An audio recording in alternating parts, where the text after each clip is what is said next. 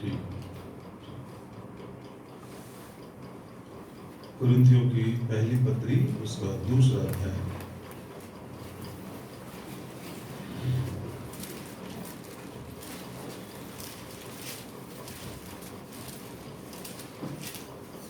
दूसरा वचन।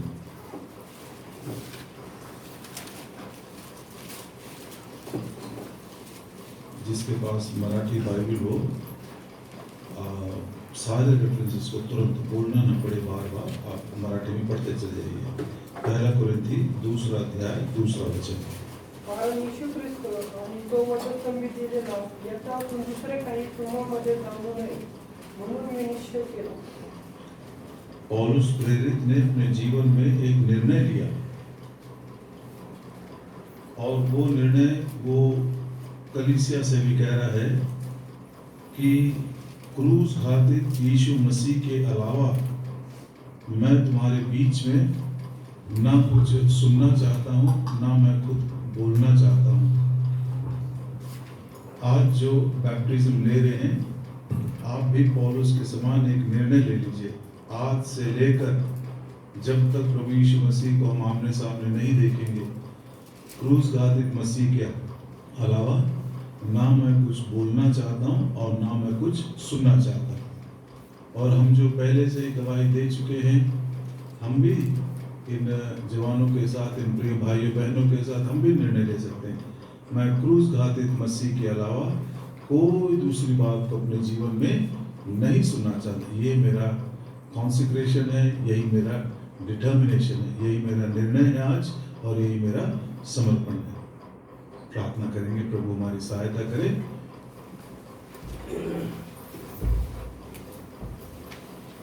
हमारे प्रेमी स्वर्गीय पिता, धन्यवाद देते हैं प्रभु जी उस गीत के लिए जो हमारे सबों के लिए एक गवाही के रूप में है कि जब हमने अपने उद्धारकर्ता त्राता प्रभु यीशु मसीह को पाया, तो सचमुच में जीवन में वो शांति और वो आनंद और वो निश्चयता हमने पाई है। पापों की क्षमा हमको मिली है, उद्धार की निश्चयता हमको मिली है। प्रेमी दयाल पिता, आपके काम बड़े अद्भुत हैं। उस कलवरी के क्रूस के द्वारा आपने जीवन का सोता बहा दिए। धन्यवाद देते हैं प्रभु जी, जो वचन का भाग हमने पढ़ा, पहला कुरिन्थी 2:2, पौलुस ने अपने जीवन में निर्णय लिया कि मैं तुम्हारे बीच में क्रूस घातित मसीह के अलावा कोई दूसरी बात को सुनना नहीं चाहता हूँ या बोलना भी नहीं चाहता हूँ। हे दयालु पिता, हम सब अपने लिए आज एक निर्णय लेना चाहते हैं, और विशेष करके हमारे प्रिय लोग जो बैप्टिज्म ले रहे हैं, कि आज से क्रूस घातित मसीह के अलावा ना कोई हमारा दूसरा निशाना है, ना हमारे लिए जीवन का कोई दूसरा आदर्श है, ना हमारे जीवन में कोई दूसरा प्रेम है। उस क्रूस घातित मसीह के विषय में संदर्भ के अनुसार, आवश्यकता के अनुसार आप अपना प्रकाश हमको देते जाइए, और उसी प्रकाश में हम प्रभु यीशु मसीह के पद चिन्हों पर चलते चले। प्रेम दयालु पिता, इस बात को हम कबूल करते हैं। प्रभु यीशु मसीह, आप ही ने कहा, मेरे बगैर तुम कुछ नहीं कर सकते, मेरे मुझसे अलग होकर तुम कुछ भी नहीं कर सकते। प्रभु जी, हम बड़ी नम्रता के साथ कबूल करते हैं कि सचमुच में आपके बगैर हम कुछ भी नहीं कर सकते, और आपके अलावा हम कुछ करना भी नहीं चाहते। लेकिन जो मसीह मुझको और हमको सामर्थ्य देता है, उसके द्वारा हम सब कुछ कर सकते हैं। प्रभु जी, वचन बड़े सरल भाषा में, स्पष्ट भाषा में, आवश्यकता के अनुसार आपके आत्मा की प्रेरणा और आपके आत्मा के अभिषेक में हमको दिया जाए, ये हमारी नम्र प्रार्थना है। प्रेम दयालु पिता, बैप्टिज्म लेने वाले भाइयों बहनों के लिए हम बहुत ही आभारी हैं। एक अद्भुत काम आपने उनके जीवन में किए हैं। प्रभु जी, समय को आशीर्वादित करिए, वचन के द्वारा भी उनको प्रोत्साहन दीजिए। प्रभु यीशु मसीह के नाम में मांगते हैं।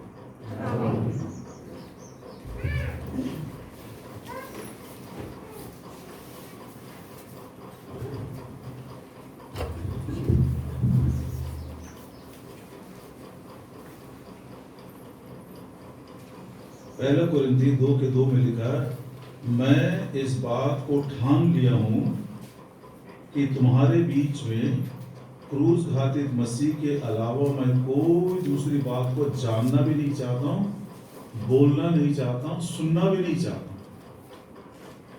आपस में जब हम मिलते हैं तो बहुत सारी बातें हम करते हैं। जो लोग खेल कूद के प्रेमी है वो खेल कूद के बारे में ही बात करते रहते हैं। जो व्यापारी लोग हैं वो व्यापार के विषय में ही बात करते रहते हैं। यदि कोई स्टूडेंट्स है तो अपने पढ़ाई के बारे में, कॉम्पिटिटिव एग्जाम्स के बारे में, कौन सा कॉलेज जाना, बस उसी की चर्चा करते रहते हैं। बहुत सारे टॉपिक्स हमारे पास बोलने के लिए, घंटों घंटों बिता देते हैं, रात रात भर उसी को बोलते रहते हैं। लेकिन मसीही जीवन में भी एक निर्णय हमको जरूर लेना है। आपस में जब हम मिलते हैं, संगति करते हैं, तो हमारे भी जीवन में निर्णय होना चाहिए, प्रभु जी आज से मैं प्रभु यीशु मसीह के अलावा ना कोई दूसरी बात मैं बोलना चाहता हूँ और ना मैं सुनना भी चाहता हूँ। पौलुस के लिए प्रभु यीशु मसीह ही निशाना है। बोलता मैं उस निशाने की ओर दौड़ता जाता हूँ, पिछली बातों को भूलता हुआ। प्रभु यीशु मसीह के, पौलुस के लिए प्रभु यीशु मसीह एक इनाम है, उसको मैं पाना, I want to win Christ, मैं जीतना चाहता हूँ प्रभु यीशु मसीह को। देखिए कितना बड़ा लक्ष्य उसके जीवन में। साधारण व्यक्ति नहीं है वो। बच्चों आपको मालूम है या नहीं मालूम है, दुनिया की इतिहास 6000 साल पुरानी है। 6000 सालों में 6 लोगों को बहुत बड़ा ज्ञानी कहा गया है। 5 लोग ग्रीक के हैं, एक यहूदियों में से है और वो पौलुस है।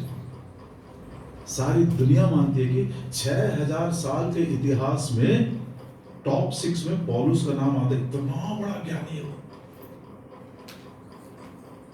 उसके पास बात करने के लिए बहुत सारी बातें हैं, लेकिन इतना बड़ा ज्ञानी, इतना बड़ा विद्वान, इतना बड़ा भक्त, वो बोलता मैं अब से आगे प्रभु यीशु मसीह के अलावा कुछ भी सुनना नहीं चाहता हूं, जानना नहीं चाहता हूं, क्योंकि पौलुस के लिए प्रभु यीशु मसीह निशाना है, प्रभु यीशु मसीह उसका इनाम है। पढ़िए उस वचन को, मैं अपने मन से नहीं बोल रहा हूं। फिलिपियों की पत्री 3 अध्याय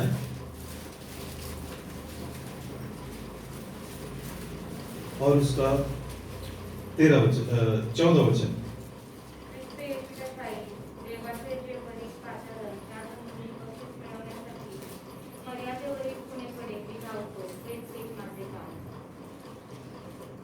किसने पढ़ा हुआ? मार्क्स निकाल के पढ़िए।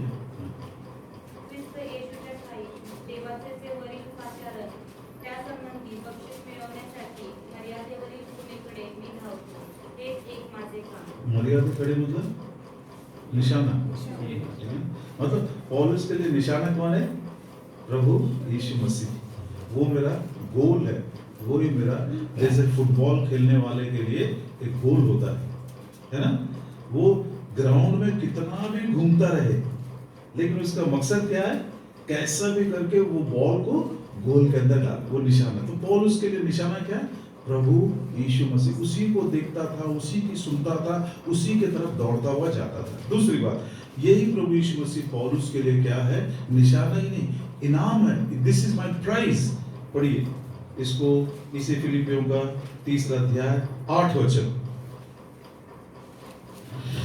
होय खरेच, आणि ख्रिस्त येशू माझा प्रभू याच्याविषयीच्या ज्ञानाच्या उत्कृष्टतेमुळे मी सर्व काही हानी असे देखतो, त्याच्याकरिता मी सर्व गोष्टींची हानी सोसली आणि त्यामुळे अशा देखतो, यासाठी की मी ख्रिस्त मिळवावा। ख्रिस्त जिंदावा नहीं लिखा है, मिलवा। हमारे इंग्लिश बाइबल के अनुसार that I may win Christ, मसीह को जीतना चाहता हूं। जीत के लिए कौन प्रयास करता है? जिसको इनाम चाहिए ना, जिसको इनाम चाहिए वो जीतना चाहता है। तो बोलता मेरा इनाम भी प्रभु यीशु मसीह है, मेरा निशाना भी। जवान बच्चों कहीं लिख कर रख लीजिए, प्रभु जी आज से तू ही मेरा निशाना है और तू ही मेरा इनाम है। मुझको कुछ मिले या ना मिले, अंत में यदि मैं मसीह को प्राप्त कर लूं तो मैंने जीवन को सार्थक बना लिया। आज उसी प्रभु यीशु मसीह को निशाना बनाते हुए बपतिस्मा के लगाव में उससे हम क्या सीख सकते हैं? दो बातें। बपतिस्मा लेने से पहले प्रभु यीशु मसीह ने क्या किया, बपतिस्मा लेने के बाद प्रभु यीशु मसीह ने क्या किया, ये दो बातें संक्षिप्त में बताता हूं। संजय अंकल को मैं अच्छे से जानता हूं, वो तो आपको एकदम पीस के पिला दिया होगा सब कुछ है ना, बहुत कुछ आपको सिखाए होंगे, बहुत कुछ आपको पिला दिए होंगे। तो मैं क्या करूंगा, बहुत ज्यादा बातें नहीं, थोड़ी थोड़ी बातें। अब हमने क्या सुना, प्रभु यीशु मसीह मेरा निशाना है, प्रभु यीशु मसीह मेरा इनाम है। अब उस निशाने को देखते हुए हम ये सुनना चाहते हैं, प्रभु यीशु मसीह बपतिस्मा के लगाव में आप क्या हमको सिखाते। तो प्रभु यीशु मसीह के बपतिस्मा की गवाही से दो बातें, बपतिस्मा से पहले क्या किया उसने, और दो बातें बपतिस्मा लेने के बाद प्रभु यीशु मसीह ने क्या किया, तो चार बातें हम सीखेंगे। मरकुस सुसमाचार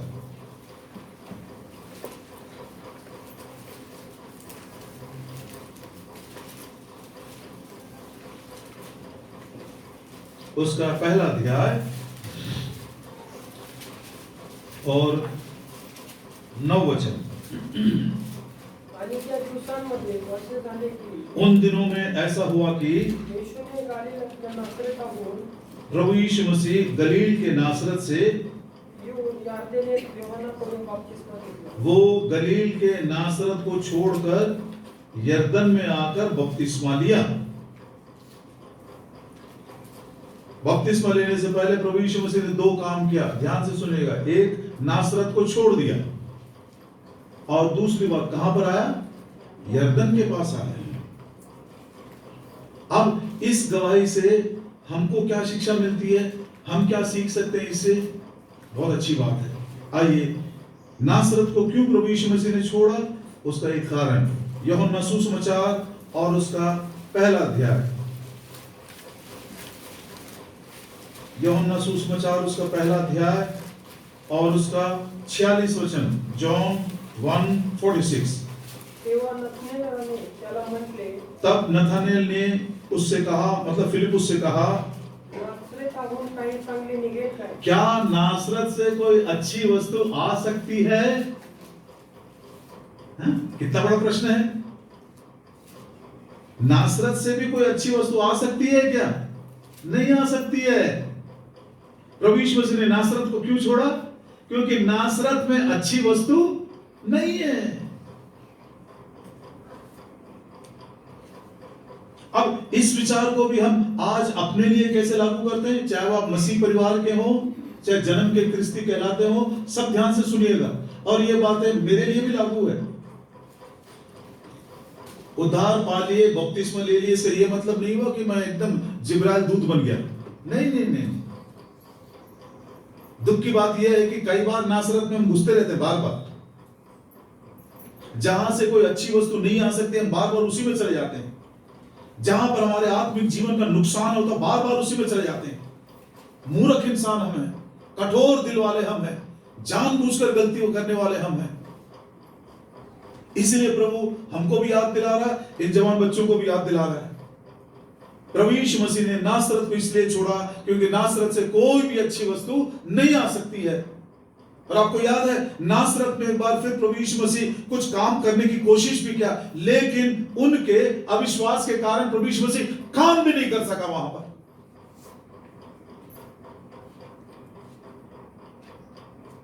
आइए, ये आत्मिक सिद्धांत हमारे लिए कैसे लागू होता है? रोमियो की पत्री उसका 7 अध्याय,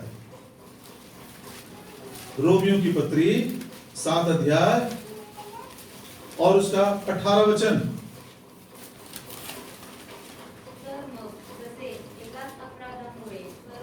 रोमियो की पत्री 7 अध्याय 18 वचन। कारण मला ठाऊक आहे की मुझको मालूम है, माझा मतलब मुझ में, म्हणजे माझ्या देहात, अर्थात मेरी देह में काही चांगली वस्तू नाही। बस यही हो गया। नासरत में से कोई अच्छी वस्तु आ सकती है? नहीं आ सकती। तो प्रभु यीशु मसीह ने नासरत को छोड़ दिया। वैसे हम भी, क्या मेरे शरीर से कुछ अच्छी वस्तु आ सकती है? तो मैंने क्या किया, शरीर के कामों को छोड़ दिया, मरे हुए कामों को पश्चाताप करके मैंने छोड़ दिया। आप घर जाने के बाद एक छोटा सा एक्सपेरिमेंट सब कर सकते हैं। एक बार मैं संडे स्कूल के बच्चों को दिखाया भी था ये बात, आप भी इसको देख सकते हैं। कैसे, टी बैग आता मालूम है, टी बैग डिप टी आता है, आप जरूर इसको घर में करना, संजय भाई भी घर में करके देखेंगे। एक टी बैग के अंदर चाय की पत्ती को रहने दीजिए और दूसरे टी बैग को छोटा सा ऊपर से खोलकर टी को मतलब चाय पत्ती को निकाल दीजिए, उसमें शक्कर भर दीजिए, है ना। एक टी बैग में चाय है और दूसरे में शक्कर है। उबलता हुआ गर्म पानी 2 बोतल में रख लीजिए, ना 2 ग्लास में, और दोनों को पानी में डाल दीजिए। एक गिलास का पानी काला हो गया, दूसरे गिलास का पानी सफेद है। पानी में कोई गलती है? पानी में कोई बदलावट है? दुनिया नहीं बदलेगी, है ना। बात और दोस्त लोग नहीं बदलेंगे, यही पुरानी दुनिया है, ये पुराने दोस्त लोग, ये पुराने शरीर, सब वैसे। अंदर परिवर्तन कहां पर आना चाहिए? अंदर, हृदय में जो है उसी से बाहर प्रकट हो रहा है। तो मैंने एक दिन महसूस किया, जब मैंने सुसमाचार सुना, जब मैंने प्रभु यीशु मसीह के कलवरी के क्रूस के प्रेम की कथा को मैंने सुना, तब मुझको मालूम पड़ा मेरी देह में कोई भी अच्छी वस्तु नहीं आ सकती। मैंने बाइबल पढ़कर देखा, संगति में आकर देखा, थोड़ा ये करके देखा, प्रभु के घर में चटाई बिछाकर भी देखा, लेकिन बदलाव बिल्कुल नहीं आ रही है, क्योंकि मेरी देह में अच्छी वस्तु वास नहीं करती। देह के काम क्या है, ये भी प्रभु के वचन में बता दिया गया है। गलतियों की पत्री 5 अध्याय, गलतियों की पत्री 5 अध्याय और उसका 19, 20 और 21। देह के कर्म अब प्रस्तुत हो गए हैं, ये आहे व्यभिचार, जाड़ कर्म, अशुद्धता, कामतुरपना, मूर्ति पूजा और चिटकी और बैर, भांडने, मत्सर, राग और झगड़े और फूट फाट और तट होना, हेवा, हत्या करना, दारूबाजी, विलास, ऐसे ऐसे और भी बहुत सारी बातें हैं इसके विषय में, जैसे मैंने तुमको पहले भी बताया था, तैसे तुम फिर से एक बार मैं तुमको बताता हूँ, ऐसे ऐसे देह के काम करने वाले ये परमेश्वर के राज्य के वारिस नहीं होंगे या उसके राज्य में प्रवेश नहीं करेंगे। यह सुसमाचार है।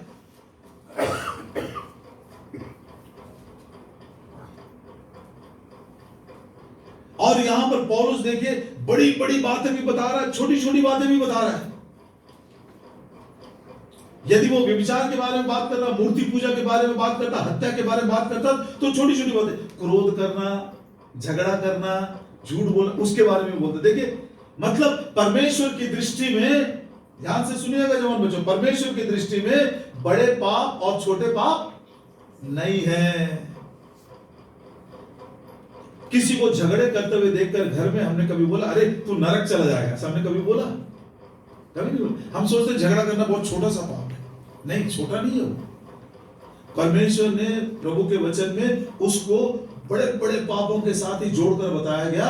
तो इससे हम ये सीखते हैं, चाहे वो हमारी दृष्टि में छोटा हो या दुनिया की दृष्टि में छोटा हो, लेकिन परमेश्वर की दृष्टि में छोटा बड़ा पाप नहीं है। और हमारी देह में से कोई भी अच्छी वस्तु आ नहीं सकती है। और ये वो शरीर है जिसके द्वारा परमेश्वर को प्रसन्न नहीं कर सक रहे हैं। यही वो शरीर है जो आत्मा के विरोध में झगड़ा करता रहता है, जो हम करना चाहें वो करने नहीं देता है।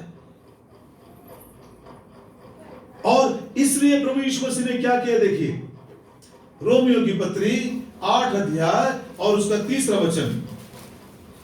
रोमियो की पत्री 8 अध्याय और उसका 3रा वचन। हाँ?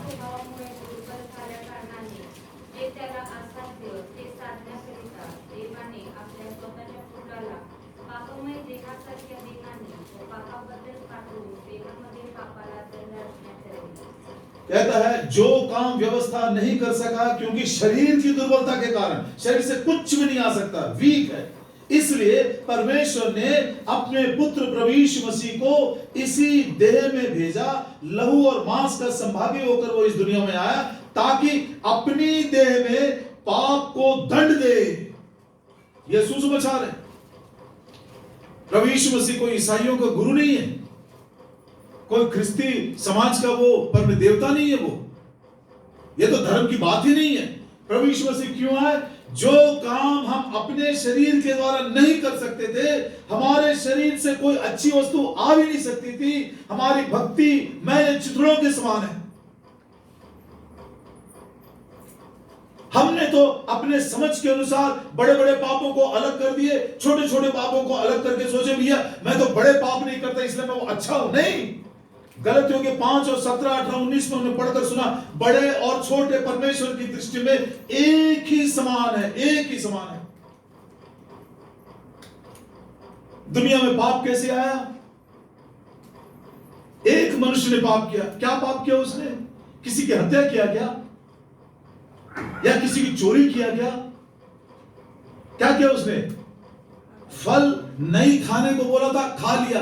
वो इतनी छोटी सी बात, दुनिया के दुख को देखिए, पाप का जो भयंकर अवस्था दुनिया में देखकर देखिए, व्हाट मिजरी, व्हाट एगनी, इतना भयानक है पाप। और हमारे शरीर से कुछ भी अस्थि वस्तु नहीं आ सकती है। जिस दिन हम इसको महसूस करते हैं, जिस दिन इसको हमने महसूस किया कि प्रभु यीशु मसीह जब मनुष्य का पुत्र बनकर दुनिया में आया, अपनी देह में पाप को दंड दिया उसने, और उस प्रभु यीशु मसीह के नाम पर यदि हम विश्वास करते हैं तो हमको ये पाप से और ये भ्रष्टता से और ये सब प्रकार के देह के कामों से छुटकारा मिलता है। नासरत को क्यों छोड़ा प्रभु यीशु मसीह? बोलो बेटा, नासरत को क्यों छोड़ा? क्योंकि नासरत से अच्छी वस्तु प्रभु यीशु मसीह अपनी देह में पाप को दंड दिया। मतलब उसको भी सुन लीजिए कितना ध्यान से। पौलुस कहता है पाप एक डंक के समान है। पहला कुरिन्थी 15 अध्याय और उसका 55। पहला कुरिन्थी 15 अध्याय और उसका 55। हाँ, हे मृत्यु तेरा डंक कहां पर है? मतलब कोई डंक मार रहा था इसीलिए मृत्यु आया। और अब प्रभु यीशु मसीह के मरे हुओं में से जी उठने के विषय में, पुनरुत्थान के विषय में बात करता हुआ पौलुस पूछ रहा, हे मृत्यु अब बता, प्रभु यीशु मसीह तो मृत्यु में से जी उठा है, अब बता तेरा डंक कहां गया? डंक क्या? देखिए 56 वचन में लिखा है, मरना चिन्हांगी क्या है? तो ये पाप जो है एक डंक के समान है। जब वो मनुष्य को डंक लगाता है, जहरीले सांप के समान, विष के समान मृत्यु आता है। ध्यान देना, पाप एक डंक के समान है। पौलुस बोल रहे इस बात को, हे मृत्यु अब बता तेरे डंक कहां है? देखो प्रभु यीशु मसीह तो मरे हुए से जी उठा, वो मरा नहीं है, वो कैसे जी उठा? बता तेरा डंक कहां पर है? तो नीचे लिखता पाप का डंक, मृत्यु का डंक पाप है। पाप जो है, चाहे वो छोटा हो चाहे वो बड़ा हो, एक जहरीले सांप के समान डंक मारता है, और जब वो डंक मारता है तो मृत्यु आती है। लेकिन पाप हमारे प्रभु यीशु मसीह को कभी भी डंक नहीं मार सका। पवित्र पवित्र पवित्र परमेश्वर का स्वरूप प्रभु यीशु मसीह है। उसने कोई पाप नहीं किया, वो पाप को जानता तक नहीं था, उसमें पाप था ही नहीं। पाप कभी भी उसको डंक नहीं मार सका। पवित्र आत्मा के द्वारा उसका जन्म हुआ, उसी पवित्र आत्मा के द्वारा उसने जीवन बिताया, उसी सनातन आत्मा के द्वारा कलवरी के क्रूस के ऊपर अपना प्राण बलिदान किया। और आज यदि आप और मैं उसके नाम पर विश्वास करते हैं तो उसी पवित्र आत्मा के द्वारा हमारे हृदय में निवास भी करता है। There is no sin in him। इसको थोड़ा एक शब्द और आगे समझने के लिए आप इसको भी प्रैक्टिकली करके देख सकते हैं। एक बड़ा सा पत्थर लीजिए, एक नोक वाला कील ले लीजिए और एक हथौड़ा से मारिए उसको पत्थर के ऊपर, चट्टान के ऊपर, जाएगा? क्यों भैया, जाएगा कि नहीं? डाउट है? नहीं जाएगा। दूसरी बार मारिए, नहीं जाएगा। तीसरी बार मारिए, नहीं जाएगा। अब 8-9 बार मारते मारते जब वो इतना ज्यादा थक गया है तो वो क्या किया, अब अपनी सारी शक्ति के साथ जितना भी बाकी था उसने उस कील को उस हथौड़े से इतना जोर से मारा, कील तो गया नहीं लेकिन उसका नोक क्या हो गया, टूट गया। वही काम कलवरी के क्रूस के ऊपर प्रभु यीशु मसीह ने किया, जब उसने पाप के डंक को क्या कर दिया, तोड़ दिया। अब उसके पूछता, अब पाप का डंक ही टूट गया, उसका नोक ही टूट गया, किसको वो अब मारेगा? प्रभु यीशु मसीह कलवरी के क्रूस के ऊपर उसने पाप के उस डंक को तोड़ दिया, अपनी देह में पाप को उसने दंड दिया, इसलिए वो मारा गया, दफनाया गया, तीसरे दिन जी उठा। पवित्र प्रभु यीशु मसीह, उसने हमारे पापों के अनुसार हमको दंड नहीं दिया, उसने हमारे पापों के अनुसार हमसे लेखा नहीं लिया, उसने हमको इनकार नहीं किया, उसने हम पर दोष नहीं लगाया, उसने हमारा न्याय नहीं किया, उसने हमको भला बुरा नहीं बोला। प्रभु यीशु मसीह को तो पापियों का मित्र बोलते थे, इसलिए वो इस दुनिया में आया। ये सुसमाचार को जिस दिन हमने सुना तब हमने महसूस किया, हे प्रभु यीशु, आज मुझको महसूस, मैं इसको मैं अनुभव कर रहा हूं, मेरी देह में से कोई भी अच्छी वस्तु नहीं आ सकती। जो कुछ मेरे काम है, चाहे वो अच्छे काम में सोच रहा था या बुरे काम, सब मरे हुए काम है, आज मैं अपने देह के कामों को मानकर छोड़ देता हूं। नासरत को छोड़ने का मतलब, जहां से अच्छी वस्तु नहीं आ सकती उसको मैंने त्याग दिया, छोड़ दिया। मेरे देह के कामों में से जो अच्छी वस्तु नहीं आ सकती है, मैंने कबूल किया, मैंने पश्चाताप किया, मैंने क्षमा मांगा, मैंने छोड़ दिया। पढ़िए अभी नीति वचन 28 और उसका 13। नीति वचन का 28 और उसका 13।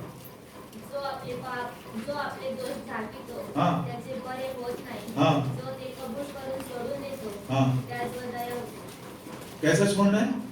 जैसे प्रभु यीशु मसीह ने नासरत को छोड़ दिया, वैसे हमको भी देह के कामों को हमने मान लिया, छोड़ दिया।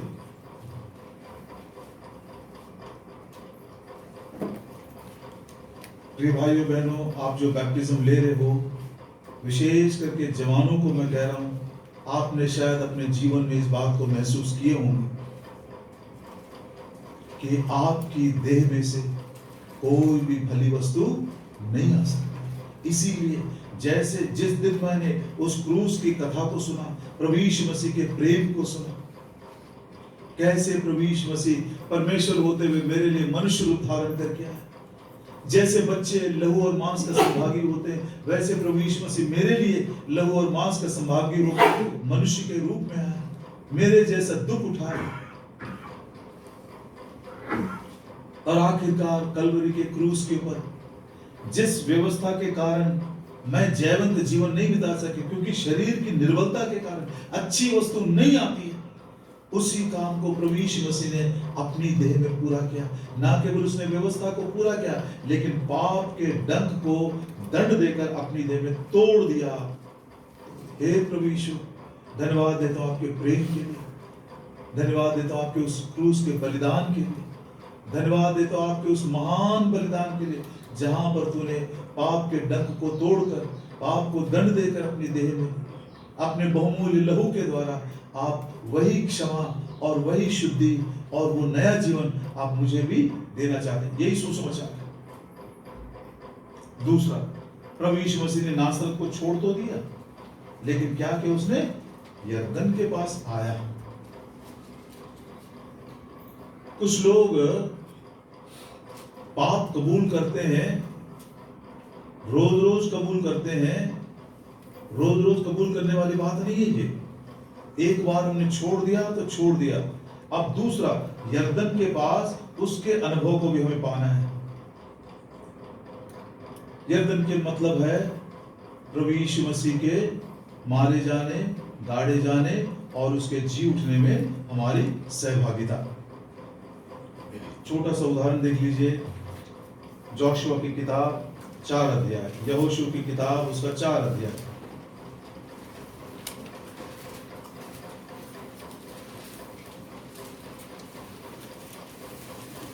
और उसका 9 वचन। आणि यार्देनीच्या मध्यभागी कराराचा कोश वाहणाऱ्या याजकांचे पाय जिथे उभे राहिले त्या ठिकाणी यहोशुआने 12 धोंडे उभारले आणि ते हाँ, बस यरदन के बीच में जोशुआ ने 12 पत्थर को रख दिया, यरदन के अंदर, पानी के भीतर। ये प्रभु यीशु मसीह के मृत्यु का एक सुंदर सा प्रमाण है ये। दूसरा, जोशुआ 4 अध्याय 20 वचन। आणि जे 12 धोंडे त्यांनी यार्देनीतून उचलून आणले होते ते यहोशुआने गिलगालात रचले। और बाद में जोशुआ ने क्या किया, यरदन के भीतर में से 12 पत्थर निकाल कर लाया, यरदन के अंदर से उसने 12 पत्थर निकाले। ये हमारे प्रभु यीशु मसीह के पुनरुत्थान का एक सुंदर सा चित्र है। ये पत्थरों को यरदन के भीतर रख दिया, ये प्रभु यीशु मसीह के मृत्यु का प्रमाण है, और पत्थरों को उसने यरदन में से निकालकर बाहर लाया, ये पुनरुत्थान का प्रमाण है। मतलब यरदन का जो नदी है हमारे प्रभु यीशु मसीह के मारे जाने और उसके जी उठने का एक बहुत ही सुंदर प्रतीक है। और आज वही काम हम करने के लिए आए हैं। देह के क्रियाओं को हमने, मरे हुए कामों को हमने पश्चाताप करके छोड़ दिया, मान लिया, कबूल कर लिया, क्षमा प्राप्त कर लिया। प्रभु ने कहा, जा बेटा तेरे पाप क्षमा हो गए, जा बेटी तेरे पाप क्षमा हो गए। और उस निश्चयता के साथ कि प्रभु ने मुझको क्षमा कर दिया है, प्रभु ने मुझको नया जीवन दिया है, उद्धार की आशीष दिया है, अब हम प्रभु यीशु मसीह के समान उसी यरदन में उसके मृत्यु और उसके जी उठने में सहभागी होने के लिए आए हैं। एक प्रश्न हम फिर से प्रभु यीशु मसीह आपने कौन से पाप कबूल किए? हम क्यों आए बपतिस्मा लेने के लिए? क्योंकि हमने देह में कोई अच्छी वस्तु नहीं था, देह के कामों को कबूल करके छोड़ दिए, इसलिए बैप्टिज्म लेने। प्रभु यीशु मसीह क्यों आए? उसने भी कुछ पाप करके कबूल किया था क्या? नहीं। प्रभु यीशु मसीह से एक अच्छी बात हम सीखते हैं, वो हमारे बैप्टिज्म लेने के बाद यही हमारे जीवन की चिंता होनी चाहिए। लूका सुसमाचार। अब हमारा निशाना कौन है? प्रभु यीशु मसीह। हमारा इनाम कौन है? प्रभु यीशु मसीह। देखिए प्रभु यीशु मसीह क्या बोलते हैं, क्यों उसने बपतिस्मा लिया। लूका सुसमाचार उसका 7 अध्याय 30 वचन। लूका सुसमाचार 7 अध्याय और उसका 30 वचन। परंतु फरीसी व नियमशास्त्री यांनी त्याच्यापासून बपतिस्मा घेतलेले न होऊन आपल्या संबंधीचा देवाचा भेद धिक्कारला। देवाचा भेद धिक्कारला। भेद संकल्प, हाँ, परमेश्वर का संकल्प। प्रभु यीशु मसीह ने क्या किया? परमेश्वर के संकल्प को पूरा करते हुए, दूसरे शब्दों में आज्ञा मानते हुए वो बैप्टिज्म लेने के लिए आया है। प्रभु यीशु मसीह के समान उसी के पद चिन्हों पर चलते हुए, परमेश्वर के संकल्प को पूरा करते हुए, परमेश्वर की आज्ञा को मानते हुए आज हम बैप्टिज्म लेने के लिए आए हैं। और ये जो आज्ञाकारिता का सबसे पहला कदम आप उठा रहे हो, जो दुनिया के सामने, कलीसिया के सामने, अविश्वासियों के सामने आप गवाही दोगे, यही गवाही अंत तक। प्रभु यीशु मसीह कब तक आज्ञा मान रहा था? उसने नम्र होकर आज्ञा मानी, और यहां तक आज्ञा मानी कि वो क्रूस की मृत्यु को भी, मृत्यु तक वो आज्ञा मानता रहा। बच्चों, प्रभु यीशु मसीह के उस निशाने की ओर दौड़ते हुए आज जो परमेश्वर के संकल्प को पूरा करने का पहला काम आप कर रहे हो, प्रभु यीशु मसीह के समान आज्ञा मानने का पहला कदम जो आप उठा रहे हो, उसको जीवन के अंत तक आपको करते ही जाना, करते ही जाना, मृत्यु तक आपको आज्ञाकार बने रहना है।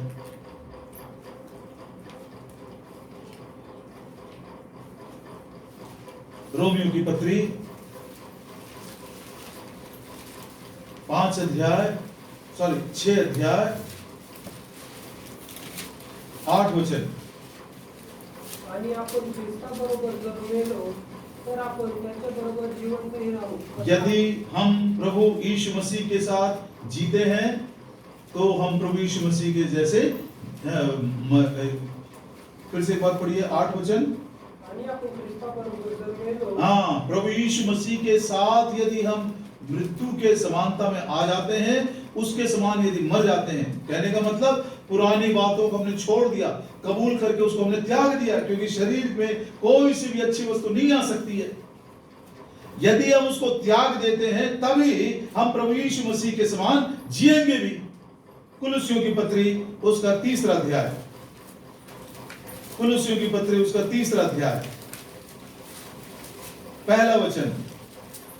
जास्त तुम्ही ख्रिस्ताबरोबर जर उठवलं गेलात, हाँ, तर ख्रिस्त हा देवाच्या उजवीकडे बसला आहे, तिथल्या वरल्या गोष्टी मिळवायला जाता। यदि तुम मसीह के साथ जिलाए गए हो, इसी को बैप्टिज्म कहते हैं। प्रभु यीशु मसीह मरा, इसमें कोई संदेह नहीं है, लेकिन संदेह कहां पर है? हमारे विषय में है। यदि तुम मसीह के साथ मर गए हो तब तुम उसके जैसे जियोगे। यदि तुम प्रभु यीशु मसीह के साथ जिलाए गए हो तब तुम स्वर्गीय बातों के ऊपर, आत्मिक बातों के ऊपर, अनंत काल की बातों के ऊपर मन लगा सकते हो, नहीं तो तुम्हारा मन नहीं लगेगा। वही दुनिया की बातें, वही पुरानी बातें, वही देह की बातों के ऊपर यदि अभी भी मन लगा हुआ है तो मतलब हमने बपतिस्मा की गवाही को ईमानदारी के साथ नहीं दिया। मसीह के साथ हम मरे भी नहीं है, मसीह के साथ हम जिलाए भी नहीं। मसीह के साथ यदि मर गए होते, पाप कबूल करके छोड़ दिए होते, तो शायद उसके समान जी सकते थे। और मसीह के साथ यदि हम जिलाए गए होते नया जीवन की चाल चलने के लिए, तब हम स्वर्गीय बातों के ऊपर, आत्मिक बातों के ऊपर और अनंत काल की बातों के ऊपर हमारा मन लगता है। हे प्रभु जी, ऐसे अनुभव में दिन प्रतिदिन बढ़ने के लिए, दिन प्रतिदिन बढ़ने के लिए आप हमारी सहायता करते जाइए।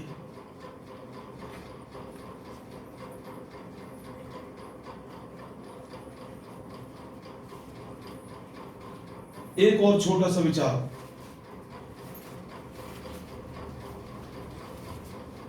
प्रेरितों के काम उसका 8 अध्याय,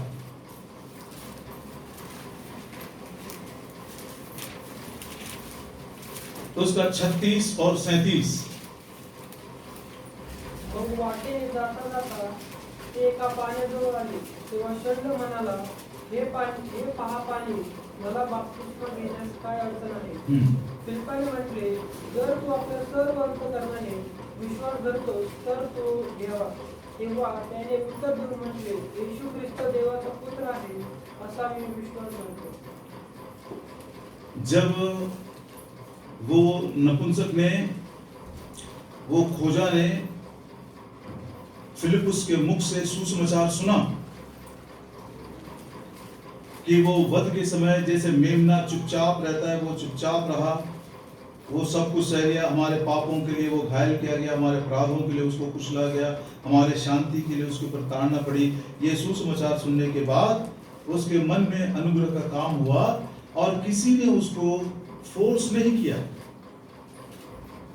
किसी ने भी उस खोजे को जबरदस्ती फोर्स नहीं किया भी तू ले। उसने खुद ब खुद होकर पूछा, क्या मुझको बैप्टिज्म लेने में कोई रोक है क्या अभी?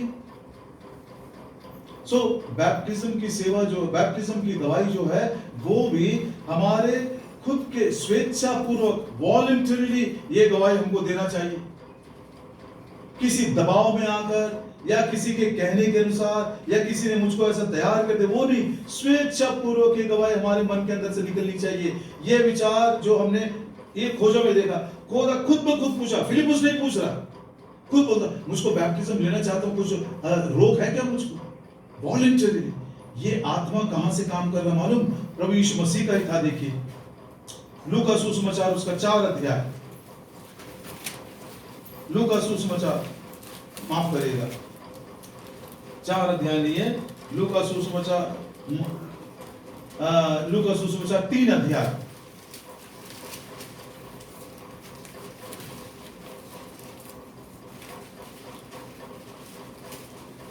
मेरे ख्याल से मैंने गलत बोल रहा, मत्ती सुसमाचार है, सॉरी, मत्ती सुसमाचार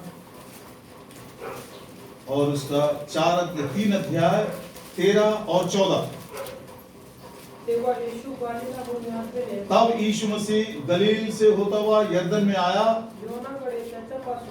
यूहन्ना के पास त्याच्यापासून बाप्तिस्मा घेण्याकरिता आला. बपतिस्मा लेने के लिए आया. 14 वचन. पण योहान त्याला मना पर करीत यूहन्ना ने उसे कहा, म्हणाला, यूहन्ना क्या कर रहा था?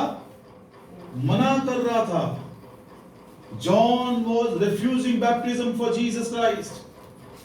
लेकिन प्रभु यीशु मसीह ने क्या बोला? पण येशूने त्याला उत्तर देऊन म्हटले, हाँ, आता हे होऊ दे.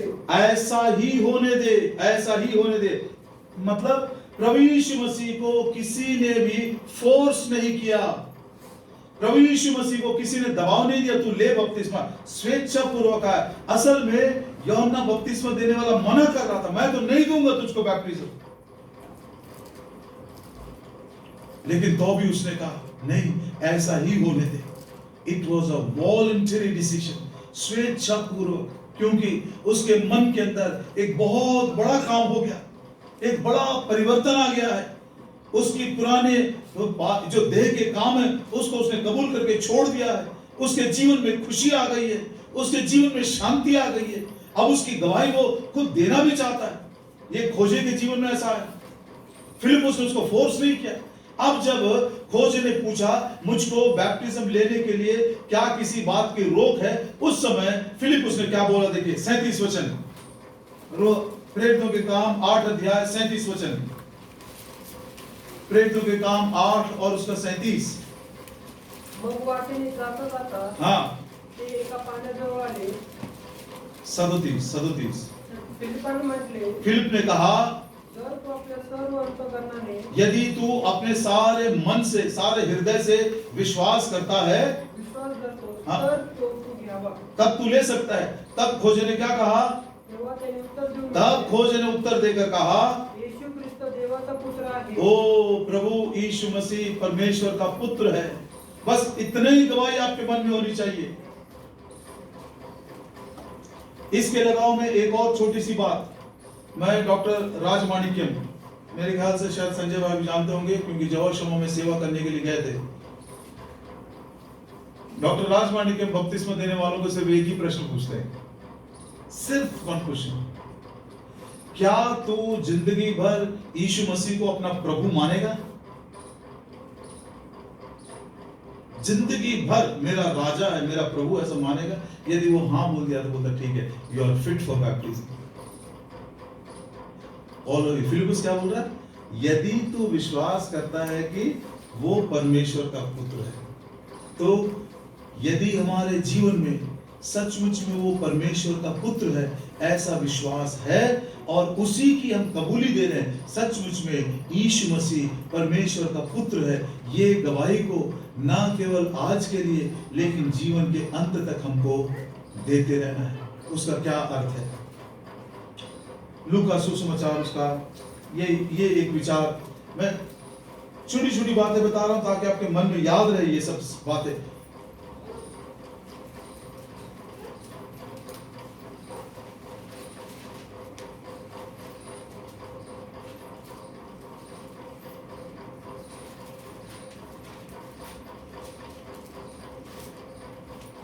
मत्ती सुसमाचार उसका 27 अध्याय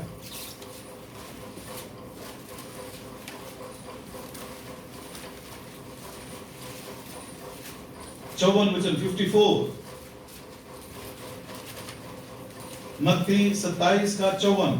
तेव्हा शतपती व त्याच्याबरोबर जे ईश्वर पाहत होते ते तो भूमिकंप व इतर घडलेल्या गोष्टी पाहून पार झाले व म्हणाले, हा खरोखर हा देवाचा पुत्र होता. हाँ, ये गवाही आपके मन के अंदर होनी चाहिए.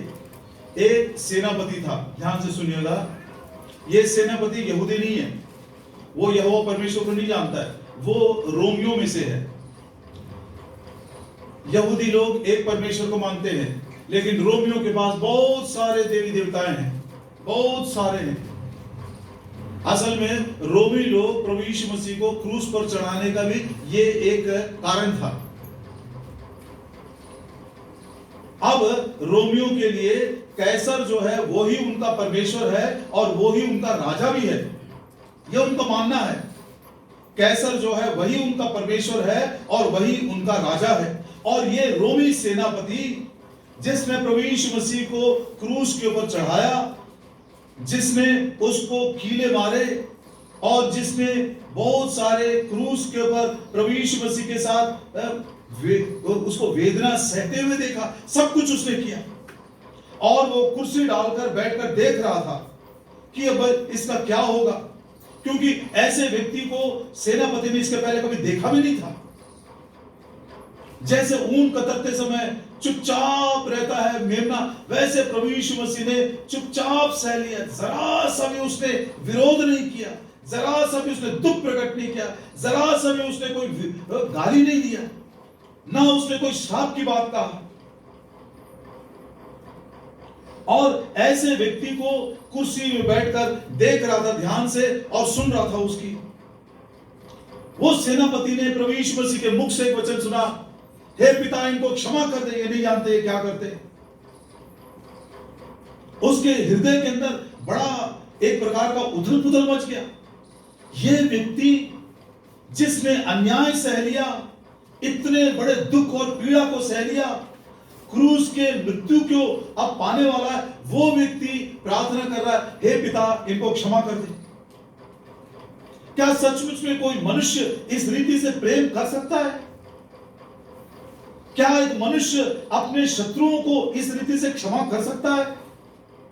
उसके मन के अंदर एक विचार आया होगा, शायद ये मनुष्य नहीं है। थोड़ी देर के बाद उसने ये भी सुना, प्रभु यीशु मसीह अपने मुंह को खोलते हुए, हे आज तू मेरे साथ सुखलोक में होगा। एक मरते हुए इंसान के लिए प्रभु यीशु मसीह के मन में कितना ज्यादा चिंता है, कितना ज्यादा उसके लिए प्रेम है। देखिए, मैं कई बार एक कलवरी के क्रूस के काम को जब सोचता हूं तो मेरा मन वो क्षमा की प्रार्थना से ज्यादा इससे प्रभावित होता है। प्रभु यीशु मसीह खुद वेदना में है, उसको खुद पानी नहीं मिला, उसका खुद लहू बहता चला जा रहा है। ऐसे दुख के समय, ऐसे वेदना के समय, अन्याय के समय, जब लोग उसकी ठट्टा कर रहे हैं, लोग उसको मखौल कर रहे हैं, लोग उसकी निंदा कर रहे हैं, ऐसे समय में वो दूसरा चोर जो मर रहा था, उसकी आवाज को सुनकर प्रभु यीशु मसीह उसको सांत्वना दिया, आज तू मेरे साथ सुखलोक में होगा। क्या एक दुखी इंसान इतना ज्यादा दूसरों की चिंता कर सकता है? मैं सोचता हूं वो चोर जो बीच वाले मतलब उसके बाजू में वो जो चोर मर रहा था, उसकी आवाज भी बहुत बड़ी नहीं होगी, छोटी सी आवाज में बोला होगा, उसकी भी आवाज को उसने सुन लिया। पुराने नियम में परमेश्वर ने कहा था, तुम्हारे प्रार्थना करने से पहले मैं तुमको उत्तर दूंगा, तुम्हारे मांगते मांगते मैं तुमको जवाब दे दूंगा।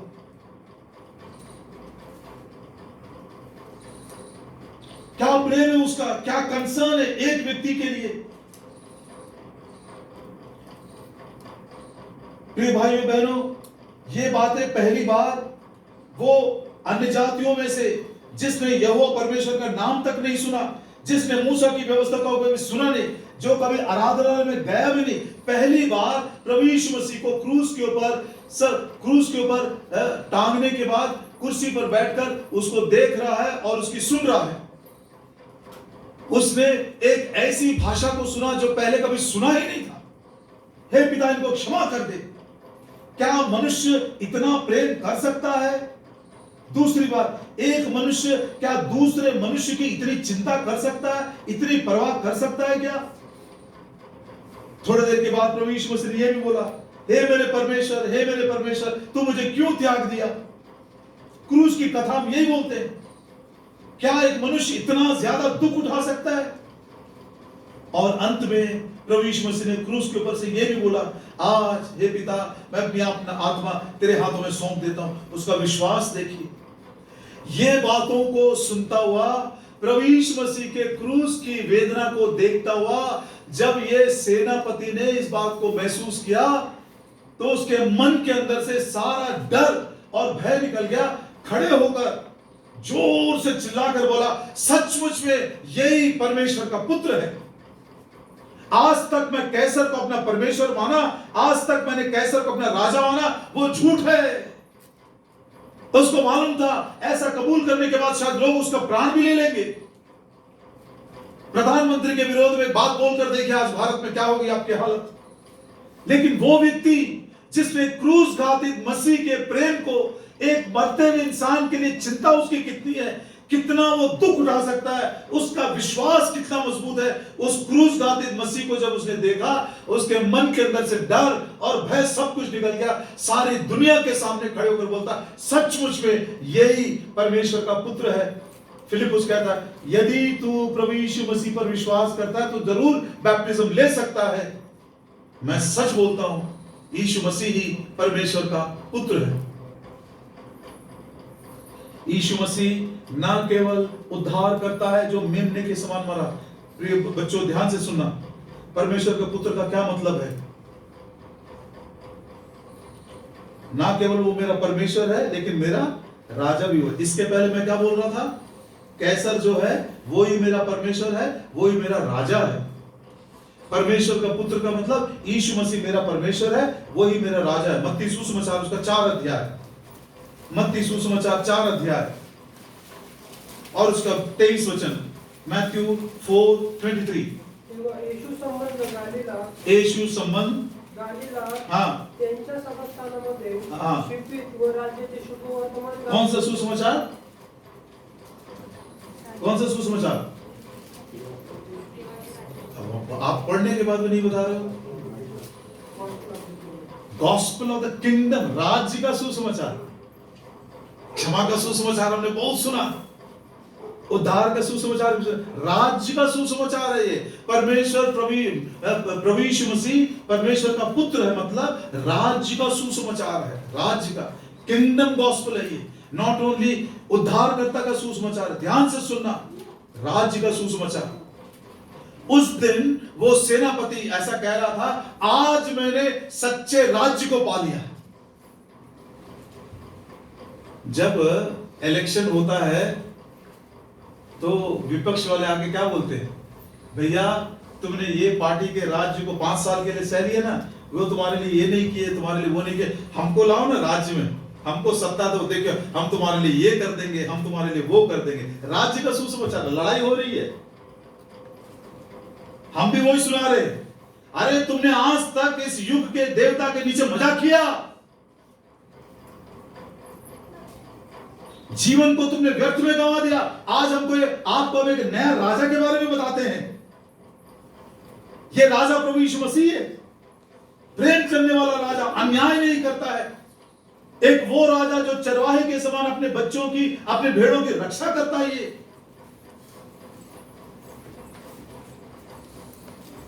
It is the gospel of the kingdom. ये रोमियो को ये डर था, अरे हमारा राजा तो कैसर है, हमारा परमेश्वर तो कैसर है, लेकिन एक बड़ी भीड़ है जो प्रभु यीशु मसीह को राजा मानती है।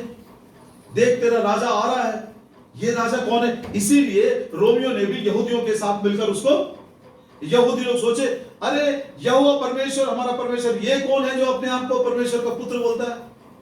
तो यहूदियों के लिए एक दूसरा परमेश्वर प्रभु यीशु मसीह दिखाई दे रहा था, रोमियो के लिए एक नया राजा दिखाई दे रहा था। दोनों ने मिलकर प्रभु यीशु मसीह को क्रूस पर चढ़ा दिए। और आज जो हम प्रभु यीशु मसीह पर विश्वास करते हैं, दुनिया के सामने बड़ी दिलेरी के साथ ये गवाही देते हैं, वो ना केवल मेरा परमेश्वर है जिसने कलवरी के क्रूस के उस अद्भुत बलिदान के द्वारा मुझको पापों की क्षमा दिया, मेरे जीवन को बदल दिया, पाप के दागों को धो दिया, लेकिन वो मेरा राजा भी है। He is my king of life.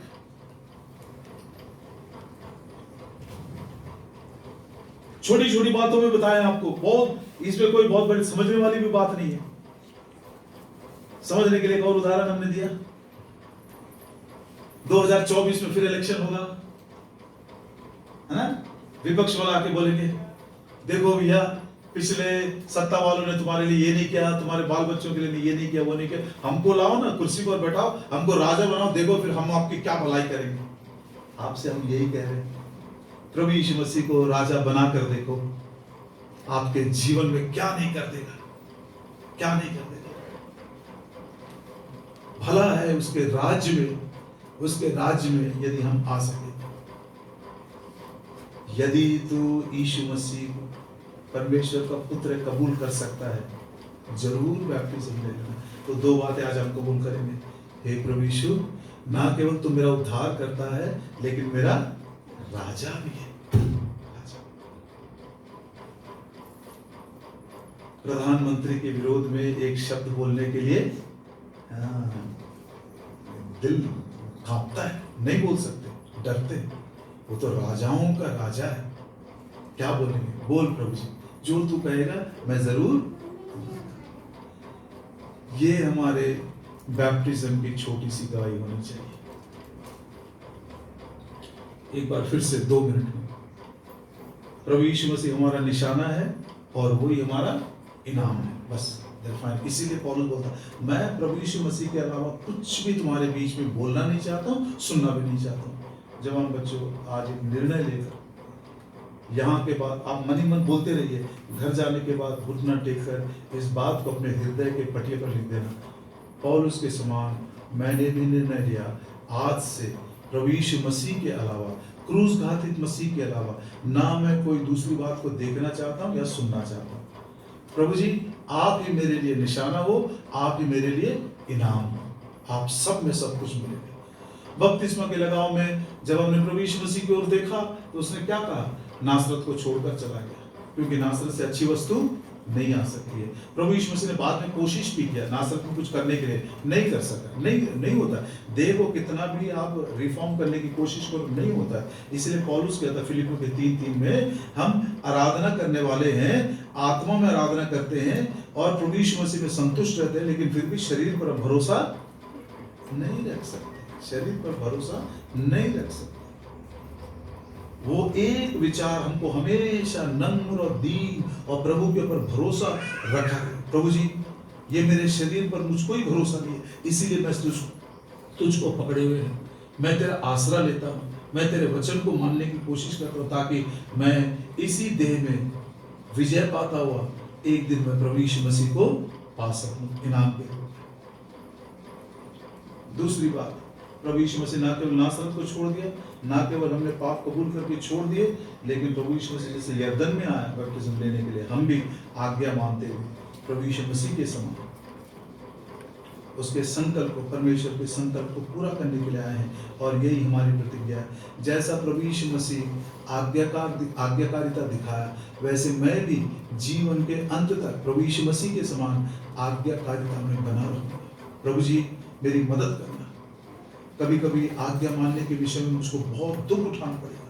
प्रभु यीशु मसीह दुख उठाकर आज्ञा मानना सीखा। प्रभु जी, मैं भी तेरे समान दुख उठाते हुए, आज्ञा मानते हुए, जीवन के आखिरी श्वास तक मैं तेरे उद्देश्य को, तेरी आज्ञाओं को मानना चाहता हूं। एक और बात, ना केवल वो परमेश्वर है जिसने मुझे क्षमा किया और उद्धार दिया, वो मेरा राजा भी है। ये राज्य का सुसमाचार है, तेरे राज्य के हुकूमत के नीचे मैं बढ़ता जा रहा हूं। एक वचन वो याद आ रहा है, सबोपदेशक 8:4। सबोपदेशक नीति वचन के बाद आता है, सबोपदेशक 8:4। जेथे राजाचे वचन आहे, हाँ, तेथे सामर्थ्य आहे। बस सब बोलिए भाई के पीछे। आपका नाम क्या? सौरभ के पीछे सब 2-2 शब्द बोलिए, बस वही लाइन। जेथे राजाचे वचन आहे, राजाचे वचन आहे, तेथे सामर्थ्य आहे। वीक क्रिश्चियन नहीं, पावरफुल क्रिश्चियन रहना है। निर्बल मसीह नहीं, सामर्थ्य क्रिश्चियन। सामर्थ कहां से मिलेगा? जहां राजा का वचन है वहां पर those who obey the word of the king, they are powerful people. आज्ञा मानने में दुख नहीं है प्रियो, आज्ञा मानने से हमको सामर्थ्य मिलता है। प्रभु यीशु, तू मेरा परमेश्वर है, तू ही मेरा राजा है। ऐसी गवाही को देते हुए आइए हम अपने एक नए जीवन की शुरुआत कर सकें। बैप्टिज्म लेने के बाद प्रभु यीशु मसीह ने क्या किया? लूका सुसमाचार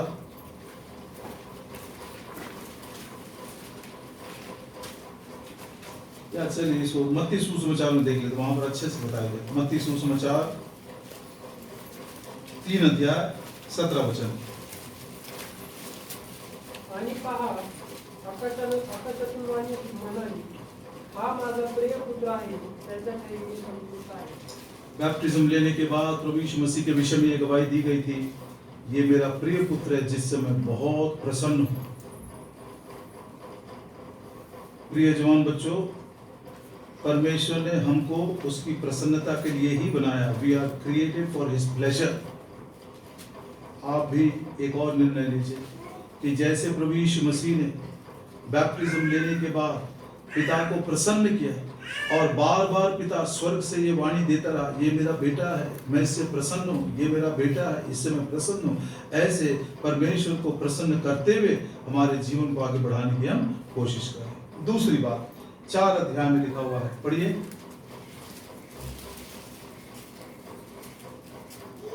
4 अध्याय पहला वचन। तेव्हा शैतानाकडून येशूची परीक्षा व्हावी म्हणून आत्म्याने त्याला रानात नेले. प्रभु यीशु मसीह की परीक्षाएं हुई, लेकिन परीक्षा में प्रभु यीशु मसीह जयवंत हो गए। परीक्षाएं आएंगी। बैप्टिज्म लेने के बाद जैसे मैंने कहा, जिब्राइल दूत नहीं बन गया। अभी भी मेरे जीवन में परीक्षाएं आती हैं, लेकिन आत्मा की सहभागिता में, वचन की सहभागिता में, संतों की सहभागिता में प्रभु ने अच्छे अच्छे प्रबंध हमको करके दिया है। प्रभु के साथ सहभागिता में हम उन सारे परीक्षाओं के ऊपर विजय पा सकते हैं। और जो सारे परीक्षाओं के ऊपर विजय पा लेगा, उसको प्रभु ने प्रॉमिस दिया है, जैसा मैं भी जय पाकर मेरे पिता के साथ उसके सिंहासन पर बैठा हूं, वैसे तुम भी यदि जय पाओगे मेरे साथ सिंहासन पर बैठोगे। ये 2 बातें याद रखना बैप्टिज्म लेने के बाद। पहली बात, मेरे प्रभु को प्रसन्न करना है, और दूसरी बात, परीक्षाएं आएंगी। यदि परीक्षाएं नहीं आती हैं तो आप प्रभु से बोले, प्रभु जी कुछ भेजिए।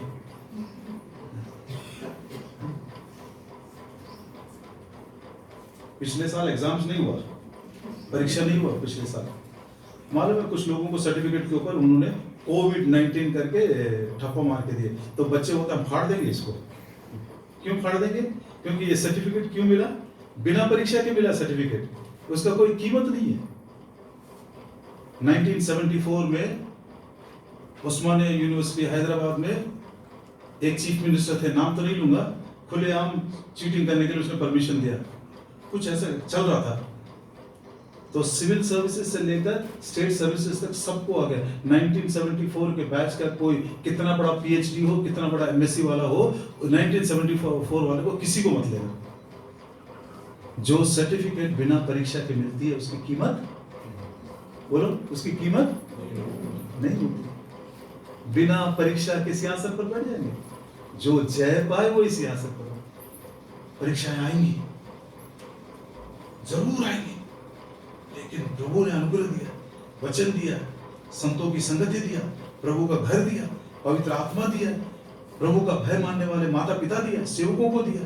सबका प्रबंध इस्तेमाल करते हुए जयवंत जीवन बिताइए। जैसा प्रभु यीशु मसीह जयवंत हुआ, एक दिन आपको जरूर सिंहासन मिलेगा। बपतिस्मा की गवाही के बाद हाथ रखने की सेवा का एक विचार मैं आपको बोलना चाहता हूं। गलतियों की पत्री, हाथ रखने की सेवा भी बहुत ही जरूरी है। 27 और 28 वचन।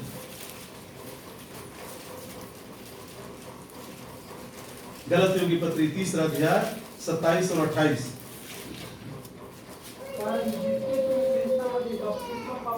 जितनों ने प्रभु यीशु मसीह में बपतिस्मा लिए हैं, तुमने प्रभु यीशु मसीह को पहन लिया। मतलब आज आप क्या कर रहे हो, आपका वस्त्र भी बदल जाएगा, है ना। वस्त्र बदल गया मतलब बाहर से भी पता चल जाएगा ये बदल गया है ना। उसका मतलब क्या? 28 वचन। यात मत कोणी यहूदी नाही किंवा हेलेनी नाही, कोणी दास नाही किंवा स्वतंत्र नाही, कोणी पुरुष नाही किंवा स्त्री नाही। आगे, कारण सर्व तुम्ही ख्रिस्त येशूमध्ये एक आहात। जितनों ने बपतिस्मा लिए वे सब प्रभु यीशु मसीह को पहन लिए हैं। अब इस अनुभव में कोई भेद नहीं है, कोई जात का भेद नहीं, कोई रंग का भेद नहीं, कोई भाषा का भेद नहीं, पैसों का भेद नहीं, कोई यहूदी नहीं, कोई यूनानी नहीं, कोई जंगली नहीं, कोई स्कूती नहीं, कोई स्त्री नहीं, कोई पुरुष नहीं, सब प्रभु यीशु मसीह में एक हो गए हैं, एक हो गए हैं। भाई फिलिप को कहते हुए मैंने एक बार सुना, मैं तर्जुमा कर रहा था पंजाब के कॉन्वोकेशन में, ये हम सब प्रभु यीशु मसीह में एक हैं। इस पाठ को सीखने के लिए जीवन काल लग जाएगा। कितना टाइम लगेगा? ये 3 साल का ग्रेजुएशन नहीं है। कितना टाइम लगेगा इसको सीखने के लिए? जीवन काल लग जाता है। यही कारण है प्रियो, इतने सारे मतभेद हमारे बीच में, इतने सारे मतभेद।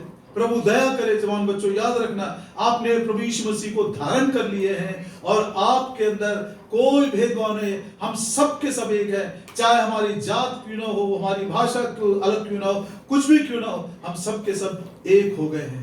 इसका क्या विचार है? एक रेवलेशन में पढ़कर बंद कर देंगे। रेवलेशन 7 अध्याय। आइए उस बड़ी भीड़ को देखिए, उस बड़ी भीड़ को देखते हैं जो इकट्ठी हुई है प्रभु यीशु मसीह के उस सिंहासन के सामने। 7 अध्याय का 9 वचन, रेवलेशन 7:9। या गोष्टीनंतर मी पाहिले, तेव्हा पहा, प्रत्येक राष्ट्र, लोक, भाषा यांचे मोठा समुदाय, जो कोणाच्याने मोजवला नाही, तो राजस्थानापुढे कोपऱ्याच्या पुढे उभा होता. ते शुभ्र लगे आलेले आणि हातात खायकेले धावळे असलेले असे होते. कहता है एक बड़ी भीड़ को मैंने देखा, अलग अलग राष्ट्र के थे, कोई इंडिया का था, कोई पाकिस्तान का था, कोई श्रीलंका का था, और अलग अलग जातियों के भी मैंने देखा, कोई बड़ा है कोई छोटा है दुनिया की दृष्टि से। अलग अलग लोगों को भी मैंने देखा, कोई गोरे थे कोई काले थे, अलग अलग भाषाओं के बोलने वालों को देखा है मैंने, बहुत सारे लोगों को मैंने देखा। लेकिन इन सब के बीच में एक बात उसको क्या मालूम पड़ गया? देखिए किस बात के ऊपर उसने जोर दिया। बोल सकता था अरे देखो इंडिया से 1000 लोग आए हैं, ऐसा नहीं बोलता है। अरे देखो पाकिस्तान से 2000 लोग आए, ऐसा नहीं बोलता है। वो ना राष्ट्र की भाषा कर रहा बात करता, ना कोई भाषा की बात कर रहा। क्या देखा उसने इतनी बड़ी भीड़ में? क्या देखा उसने? एक बड़ी भीड़ है जो श्वेत वस्त्र पहने हुए हैं और उनके हाथ में खजूर की डालियां हैं।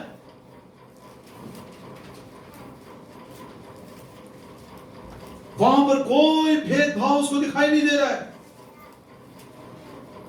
The only thing of wonderful unity he saw in that great crowd which cannot be numbered is white robes and palms in their hands.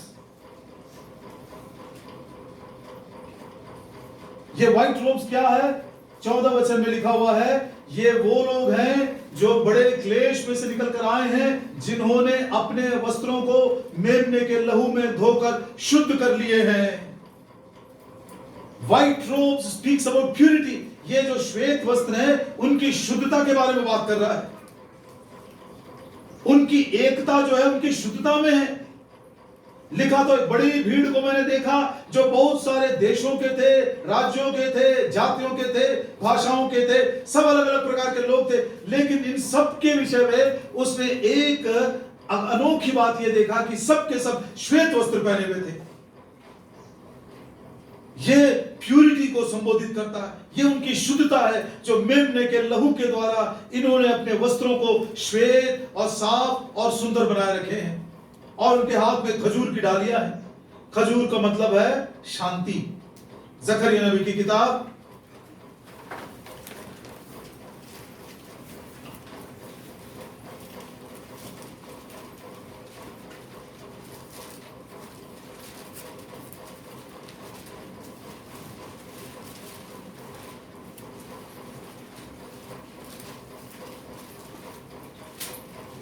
क्षमा चाहता हूं, मेरे मन से उतर गया वो।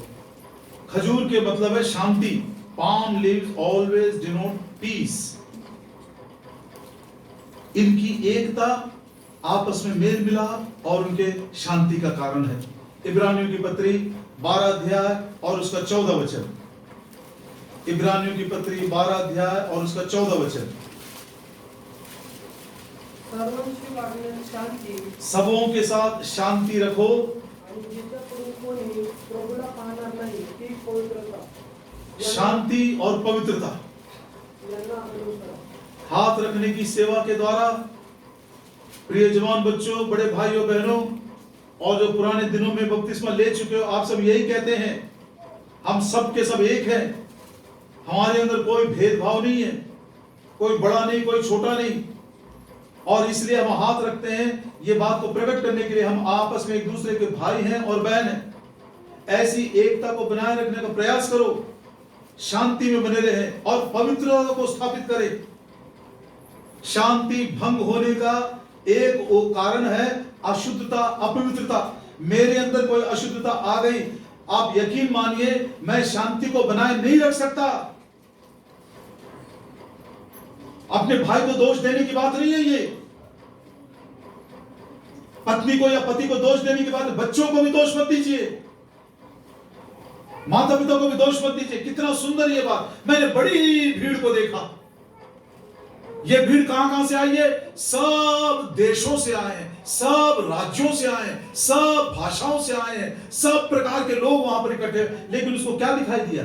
देश दिखाई नहीं दिया, उसको भाषा दिखाई नहीं दिया, जात के लोग दिखाई नहीं दिए। क्या दिखाई दिया?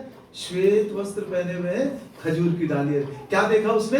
उनके बीच में शांति देखा, उनके जीवन में शुद्धता को देखा। मेरे जैसे पुराने लोग, यदि जीवन में कोई अशुद्धता आ गई है, आत्मिक नियम टूट गया है, किसी परमेश्वर की व्यवस्था को मैंने तोड़ दिया, नम्र होकर कबूल करें। प्रभु जी, हाथ रखने की सेवा के द्वारा जो भाईचारे की एकता का प्रमाण हम दे रहे हैं, बपतिस्मा के द्वारा हमने मसीह को पहन लिया है, हम सब मसीह में एक हो गए हैं। इस एकता को भंग करने के विषय में, इस शांति को, मेल मिलाप को तोड़ने के लिए यदि मेरे जीवन में कोई अशुद्धता आ गई, प्रभु जी मैं आपसे क्षमा चाहता हूं। आज फिर से एक बार प्रभु यीशु मसीह के लहू में मैं अपने आप को धोकर शुद्ध कर लेता हूं।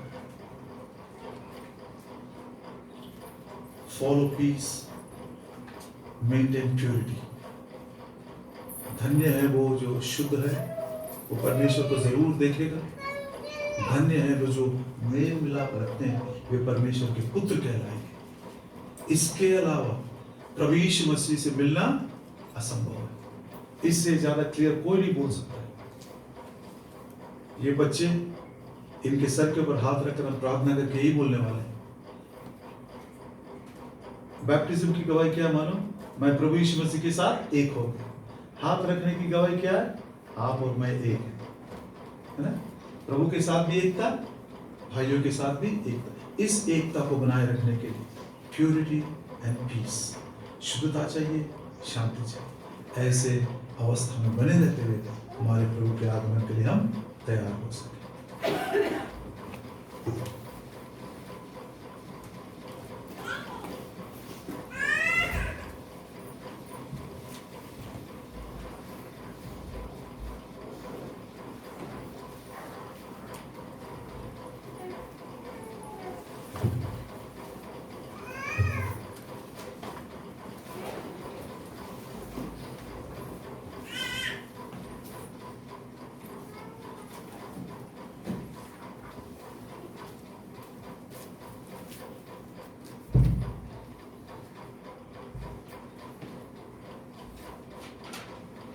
प्रभूची स्तुती असो.